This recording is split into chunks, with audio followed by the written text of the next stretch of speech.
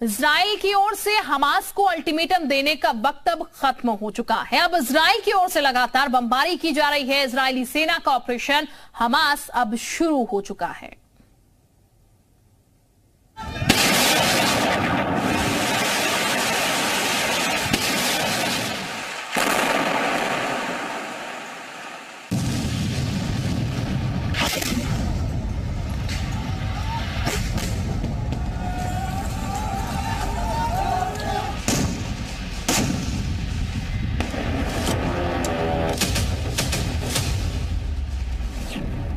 Hamas को मिटाने के लिए इजराइल की सेना लगातार गाजा पट्टी की तरफ बढ़ रही है।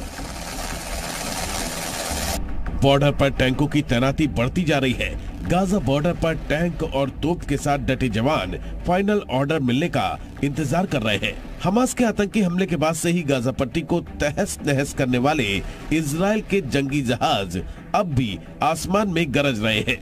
गाजा पट्टी पर बड़ी संख्या में सैनिकों की तैनाती की जा चुकी है। हालांकि उतने ही सैनिक गाजा की तरफ बढ़ते दिख रहे हैं। मोर्चे पर महिला सैनिकों को भी तैनात किया गया है। गाजा बॉर्डर से सटे हुए इलाकों में इजराइल की महिला सैनिकों की तैनाती बढ़ती जा रही है। इजराइल गाजा बॉर्डर पर महिला सैनिकों की तैनाती भी लगातार बढ़ाता जा रहा है। आज सद्रौर शहर से सटे हुए गाजा बॉर्डर पर बड़ी संख्या में इजरायली आर्मी की महिला सैनिकों को यहां भेजा गया है और ये संख्या लगातार रोज बढ़ती जा रही है, क्योंकि इस पूरे इलाके में सैनिकों की तैनाती इजराइल बहुत तेजी से कर रहा है। क्योंकि जमीनी स्तर पर अगर युद्ध की शुरुआत होती है तो इस पूरे इलाके में इजराइल को एक बड़ी आर्मी की जरूरत होगी, बड़ी संख्या में सैनिकों की जरूरत होगी और इसीलिए इस जमीनी युद्ध से पहले जहां एक तरफ टैंक की तैनाती हो रही है, बख्तरबंद गाड़ियों की तैनाती हो रही है, वहीं अब महिला सैनिकों को भी बॉर्डर पर बुलाया गया है। वहीं उत्तरी इजराइल में लेबनान की किसी भी हरकत का मुंहतोड़ जवाब देने के लिए बड़ी संख्या में सैनिकों की तैनाती की गई है। लोगों की सुरक्षा के लिए लगातार पेट्रोलिंग कर रहे सैनिकों का जोश हाई है। वो आम लोगों को सुरक्षा का भरोसा दे रहे हैं। נחזור לשלום.